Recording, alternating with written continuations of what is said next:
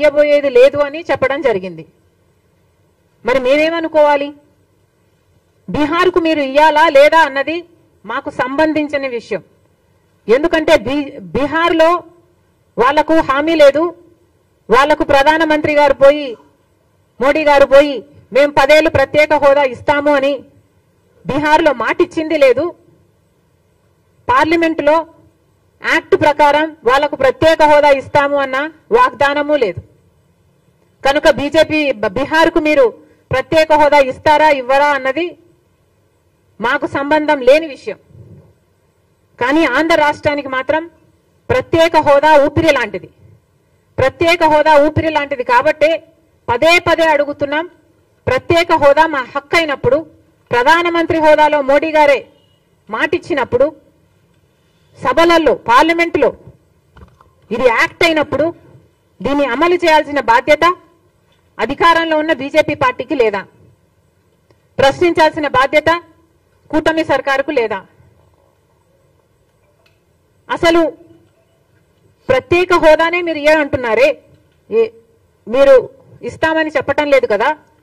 మరి రాజధానికి మేము డెవలప్ చేస్తాము, మేము ఇండస్ట్రియల్ హబ్బులు తీసుకొస్తాము అని ఇన్ని చెప్పినా కూడా ప్రత్యేక హోదానే లేనప్పుడు ఇండస్ట్రీలు ఎందుకు వస్తాయి? గత 10 సంవత్సరాలుగా మాకు ఎన్ని ఇండస్ట్రీలు వచ్చాయి? మాకు ఇండస్ట్రీస్ ప్రత్యేక హోదా లేకుండానే వచ్చేట్టుకుంటే మరి ఈ 10 సంవత్సరాలుగానే వచ్చేసి ఉండాలి కదా. పట్టుమని కనీసం 10 కొత్త పరిశ్రమలు కూడా రాలేదు కదా. అంటే మాకు ప్రత్యేక హోదా అవసరము అని మీకు అనిపించటం లేదా?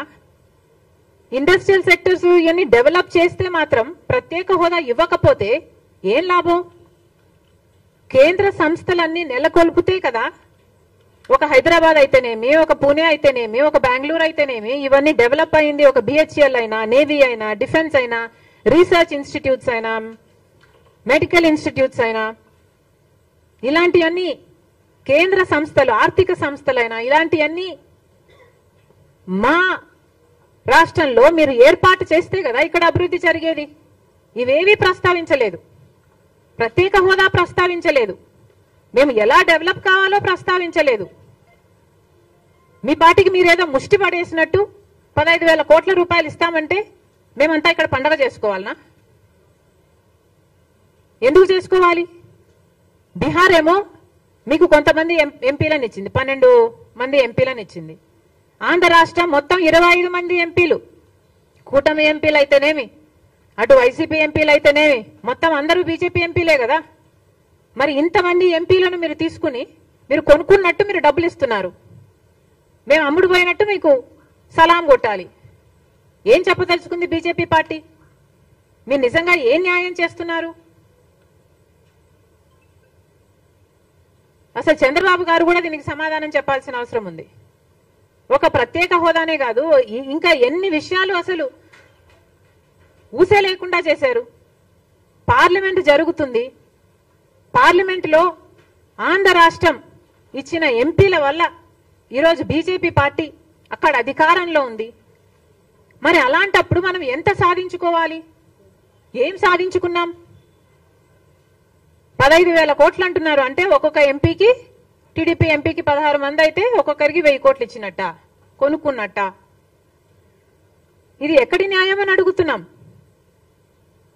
మిగతా వాటి హామీల, మిగతా యాక్ట్, రీఆర్గనైజేషన్ యాక్ట్ లో వాటి సంగతి ఏమిటి?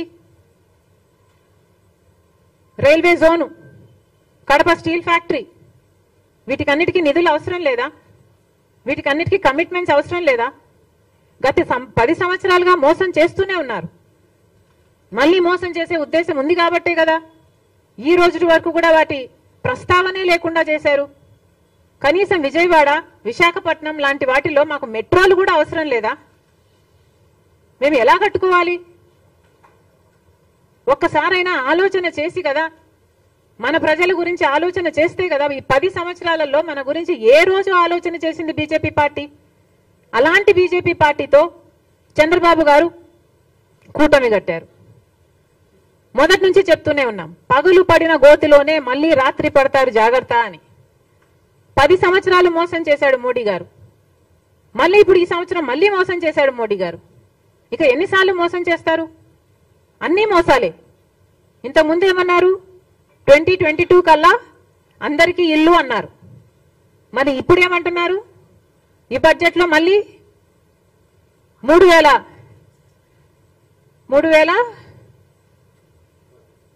మళ్ళీ కోటి ఇల్లులు అంటున్నారు. 3 కోట్ల ఇల్లులు అంటున్నారు. అది మోసమా? ఇది మోసమా? ఇంతకు ముందేమో స్మార్ట్ సిటీలు అన్నారు. స్మార్ట్ గా మోసం చేశారు. ఇప్పుడు మళ్ళీ క్రియేటివ్ రీప్రోగ్రామింగ్ అంటున్నారు. ఎన్ని రకాలుగా మోసం చేస్తారు? మళ్ళీ చెప్తున్నాం, గత 10 సంవత్సరాలుగా ఆంధ్ర రాష్ట్ర ప్రజలు